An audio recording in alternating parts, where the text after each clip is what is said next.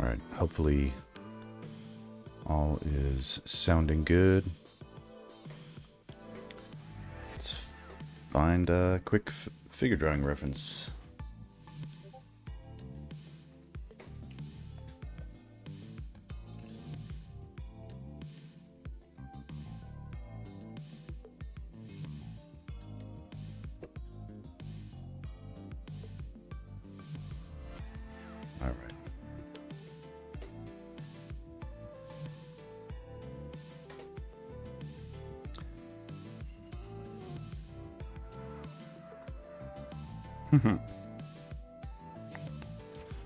Well, we don't have time to be picky.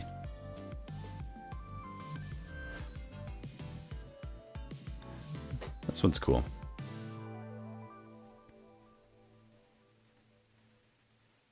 All right, she's got some more of them.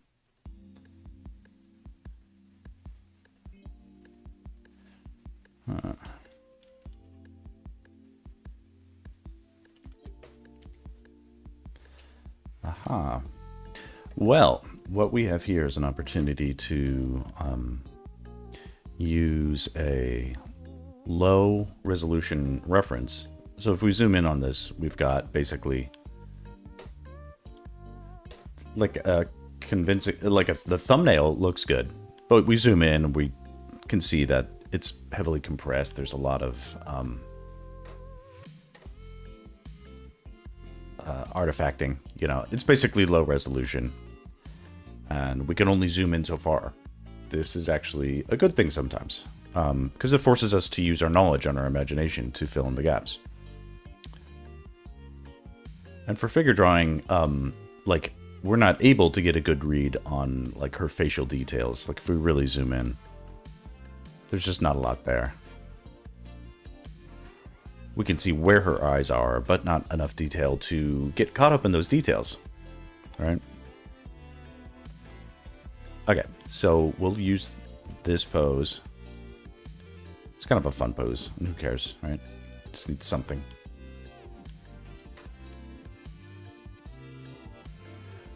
I'm going to put this over here so you'll see it.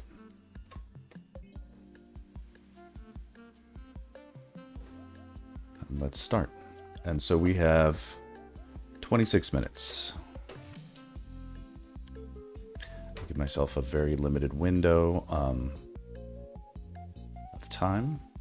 I'm allowed to stream while my wife is on her walk. So it makes a fun ticking clock arrangement. So while this reference is here, I'm going to look at the same reference, but up here. It's a little easier for me to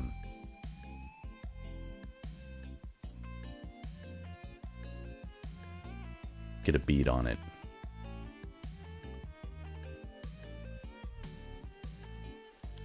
Okay. I wonder, should I do my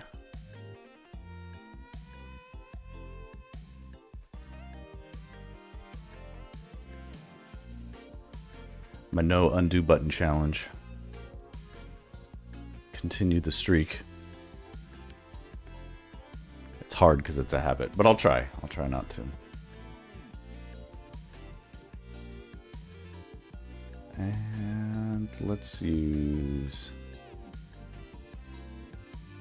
Storybook.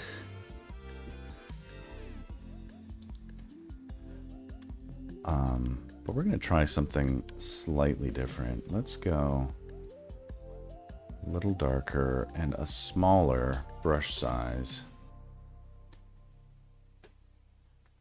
And get a little bit more zoomed in.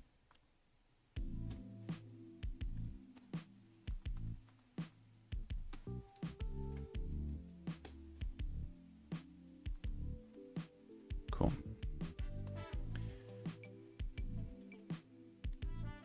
Okay. All right. Starting now. No undo button. Only zooming in and out. I'll try not to zoom in and out. That's not as good for the visibility.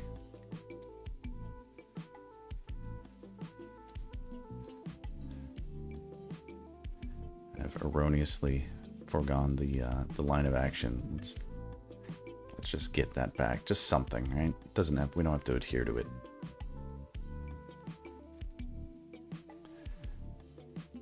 maybe on this one we try to do more explicitly, trying to follow the Glenn Villepeu approach, which is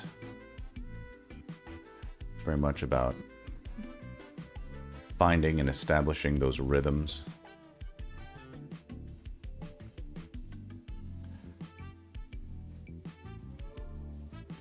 That's such an important approach because we see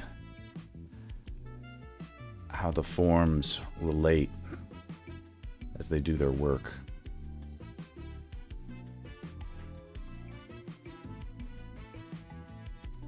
The body parts aren't there to look good or have an aesthetic. They do the work, right?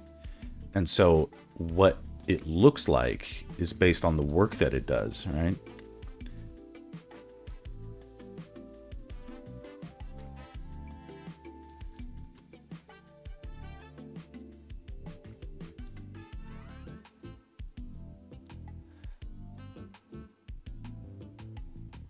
There's a lot of camera distortion or like lens distortion on this reference.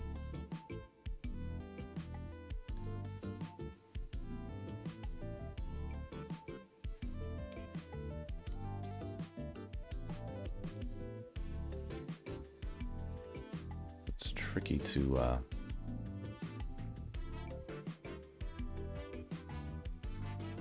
part of me feels like I'm fighting where things would normally be. I have to sort of look again.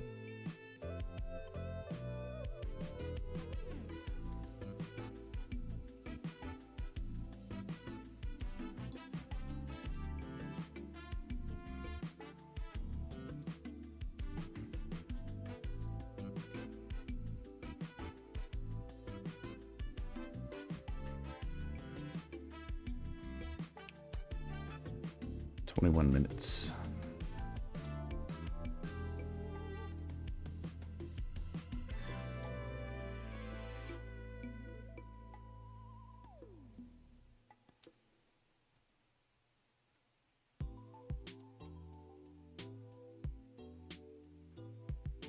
Oh, you know what I didn't do very well here?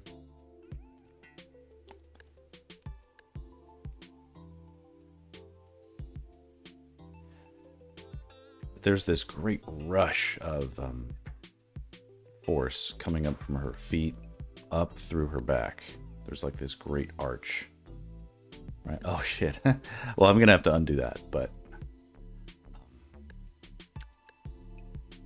and you know what, no undo button, but we have to allow for some erasing here because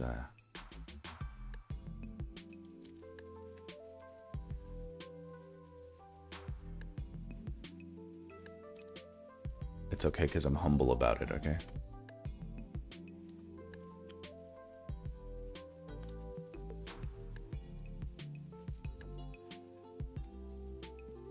Good opportunity to practice humility.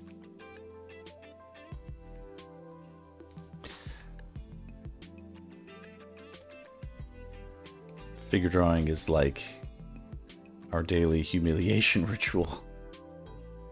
Where we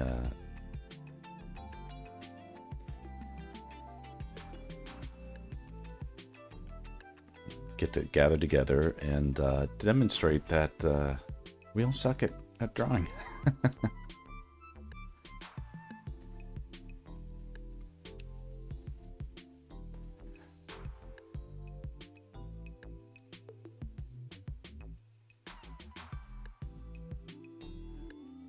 But all are humbled in the figure drawing classroom.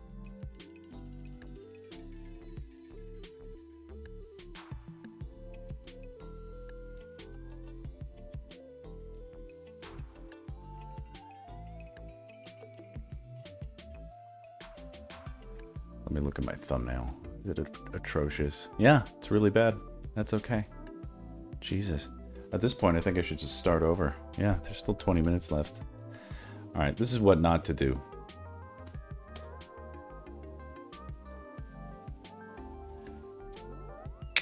You know, maybe it's not that bad. I just have to make sure I...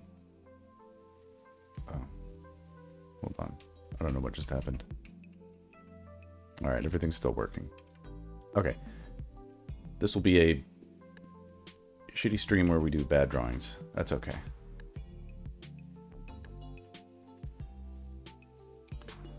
Cautionary tale of what can go wrong. If we, shit, it's hard not to press that undo button sometimes.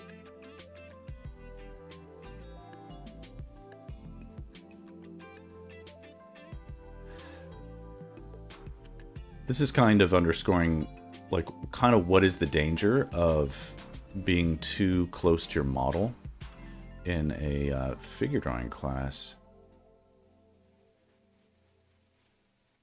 A lot of people want to see, they think the good seats are up in the front. And as a result, they'll get really close to the... I'm doing a bad job today. They'll get really close to the model, and they will think that because they can see the detail, they'll get a better drawing, and often that is not the case. And being close to the model, especially if the model is on a riser or a stand, you'll just end up getting all this distortion, perspective distortion.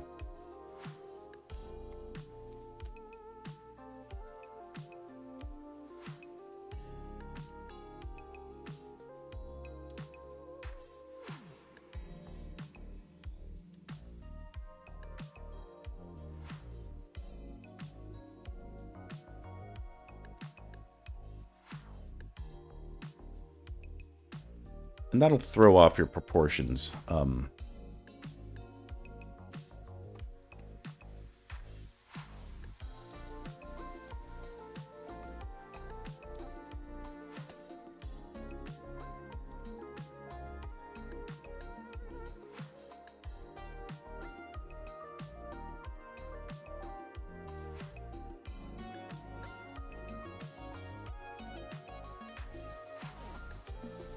What am I seeing here?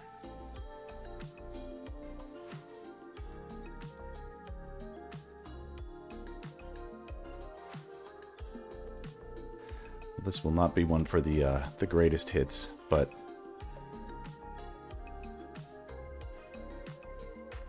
getting some daily practice in is still a good idea.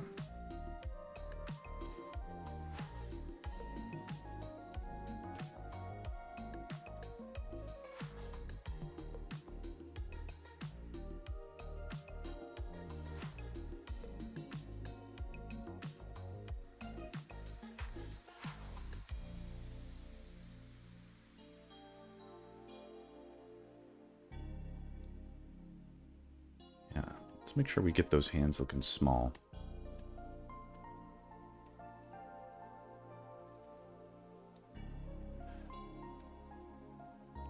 If they appear big, it will compromise the illusion of the perspective.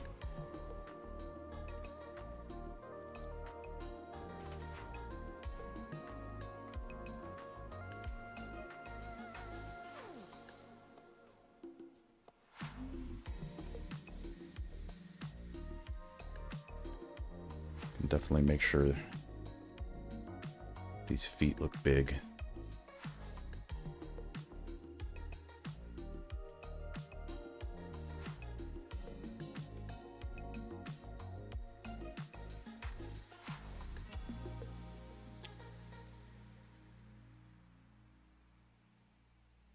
She's definitely like this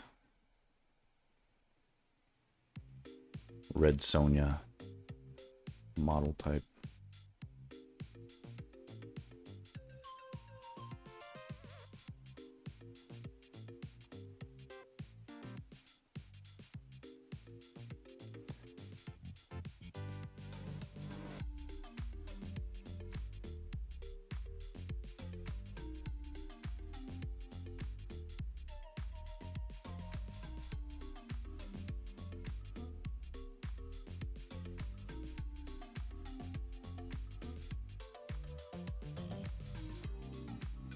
You think you know everything, and then a unconventional angle and unconventional pose completely derails you. But we're not giving up.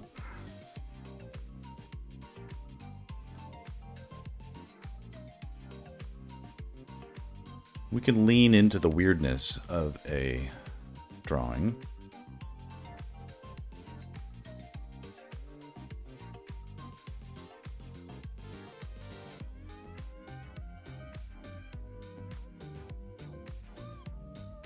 And anyway, we learn from our mistakes.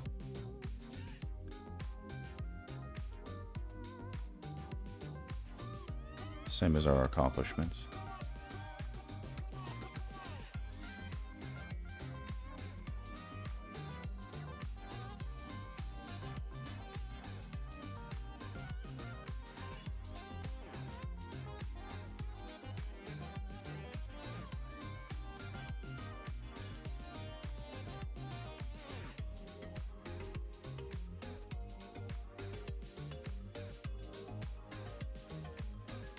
Some quick shading.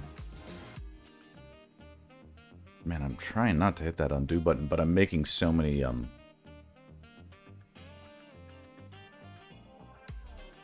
wild strokes. It's really hard not to sometimes.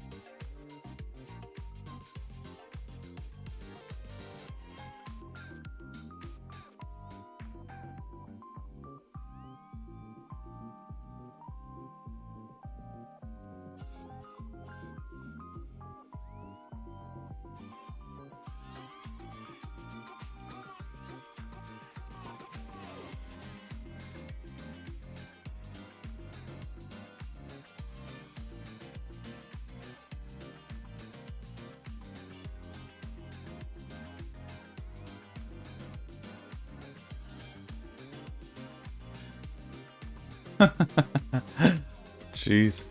Well, that's horrible, but you know what? That's okay. Yeah, wow.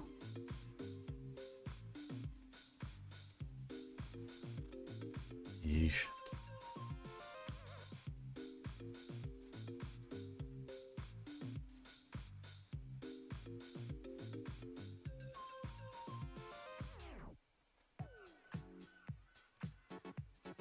This is a little bit also the lesson of being too close to your drawings and not getting enough. Like if you're drawing too big, there's distortion even on the page in front of you. And I thought if I drew at a smaller resolution, like for instance the page being a little bit smaller in frame,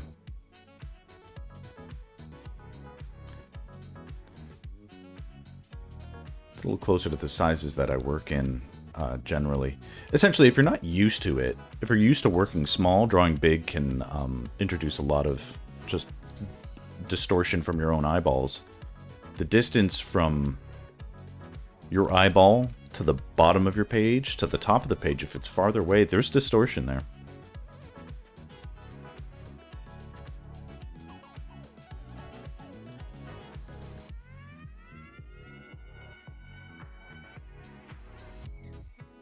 Anyway, nothing elegant about this one, but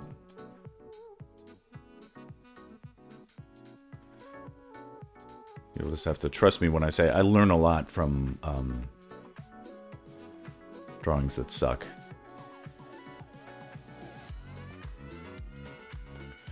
Weird sense of deja vu right now.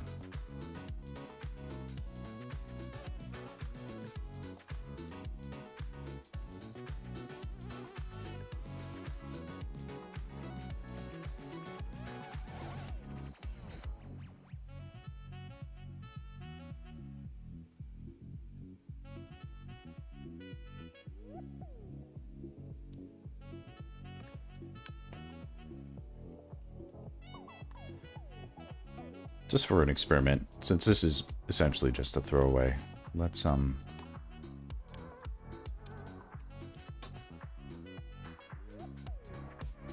maybe get some practice on the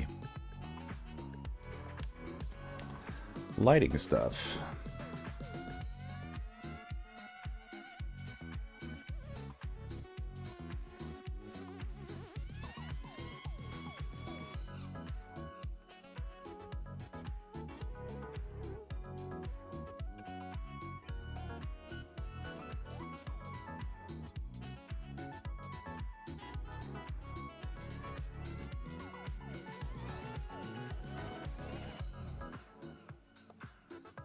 Really won't help it much. Won't correct a bad drawing, but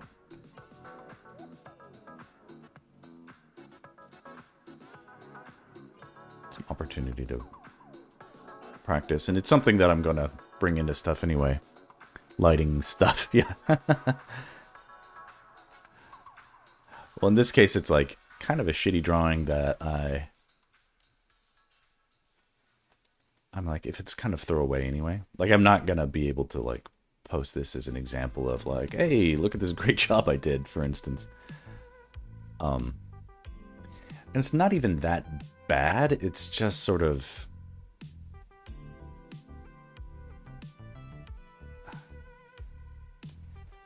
if it isn't a good example of me doing the steps that I advocate for, then I can't exactly stand by it. I think it underscores like how hard it is just to even follow instructions when you're drawing. Why is that so hard? Not to just always come back to my IKEA analogy, but the other day we were assembling a trampoline that I got for my kids. And it all worked out. Like we assembled the trampoline in over time and stuff like that. But even though we went in with the full knowledge and like this is post my IKEA analogy sort of getting traction on the internet. And I was like, I want to do what I never do, which is follow instructions. I just did, you know, a video about how hard it is to follow instructions. So let's follow the instructions. And like, we started to follow the instructions and it was going well. And then somehow it became like, during the most crucial parts, we just sort of like stopped. And we started, you know, just thinking we knew what to do. And we were, this is like when you want to look at the instructions because there is a strategy, but we were like, oh, I know how to apply all these springs to get the right tension or whatever. And it became a flex about like how much we knew, like our egos took over with all the intention of the world to actually just slow down and follow the instructions. We didn't. And we ran into all these problems when we had to redo a bunch of work. And then we looked over at the instructions and we turned the page and it's like this diagram of how you're actually supposed to like stretch each one in a way that makes it easy so that like a housewife could build a, not that a housewife could or should typically struggle, but like you didn't need, like I had to call my like big strapping neighbor over to like, he's a, you know, a tall, strong guy. And like we were struggling and it turns out if you do it in a certain order, the tension is easier to deal with, right?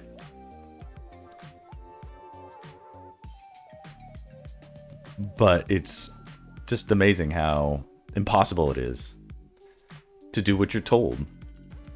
Even when you know you're supposed to, even when you want to do what you're told, it's hard to do.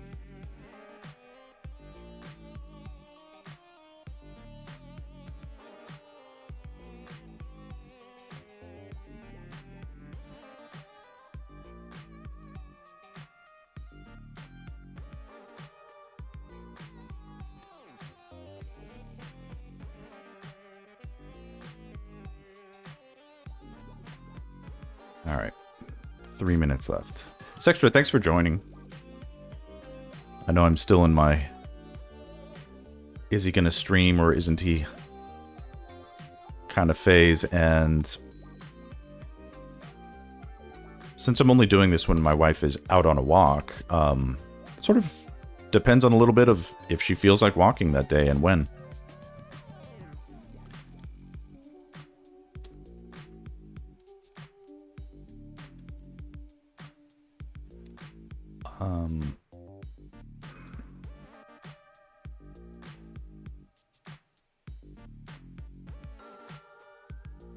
This is kind of a...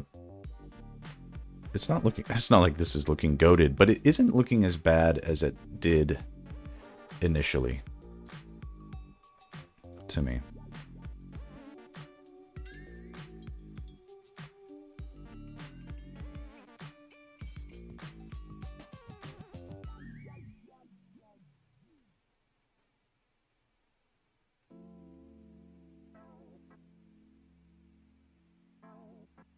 At the beginning of this stream, I was like, I should just start over.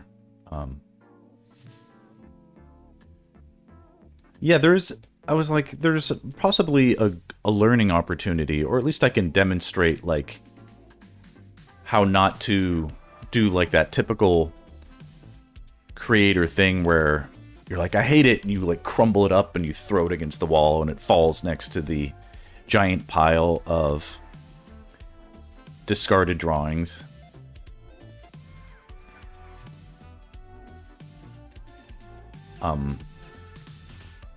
It's okay to do that sometimes, but have a little, recognize when you can there's a learning opportunity if we can demonstrate a little bit of emotional maturity.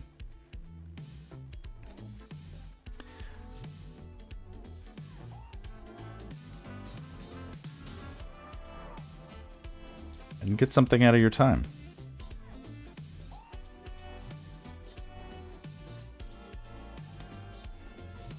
I'm playing around with the negative space here.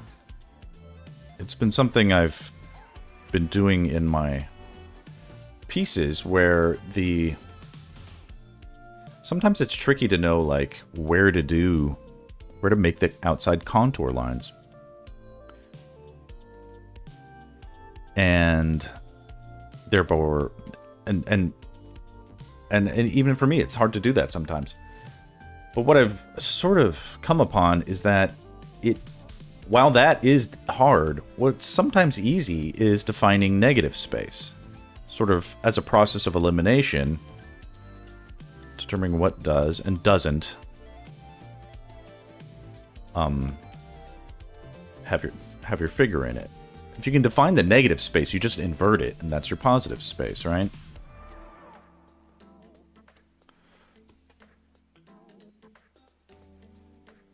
The guy who came up with fractals, I believe, this is the story, is he asked a simple question: how do I measure the English coastline? And it turns out that simple question was nearly impossible to answer, he discovered, because that depended on... Hey, Twilight. We're basically done here, so... Oh, and there's the timer. Well, I'll probably have to do my discussion about fractals and its relationship to form later on. This is good for now. Blend some of this out.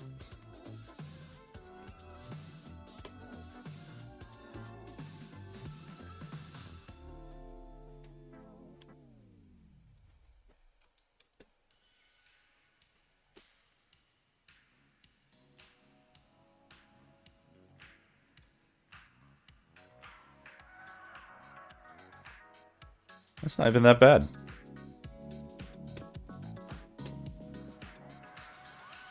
Screw it. Might post it.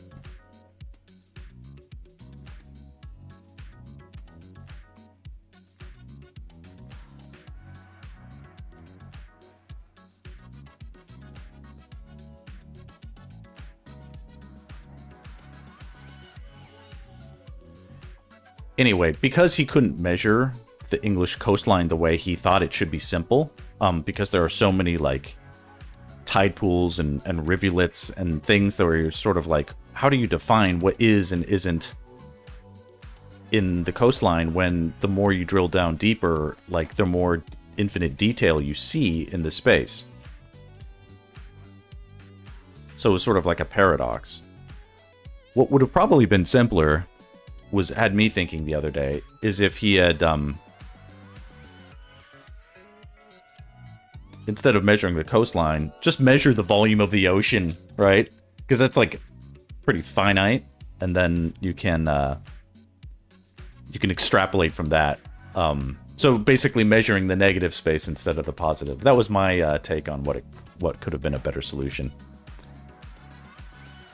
Always listen to your artist.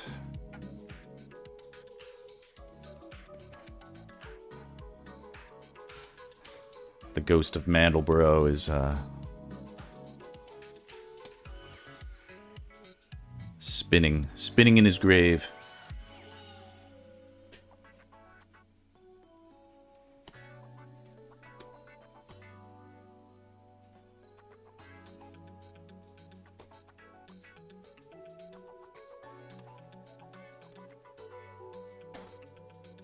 Gentle. All right, that'll be it.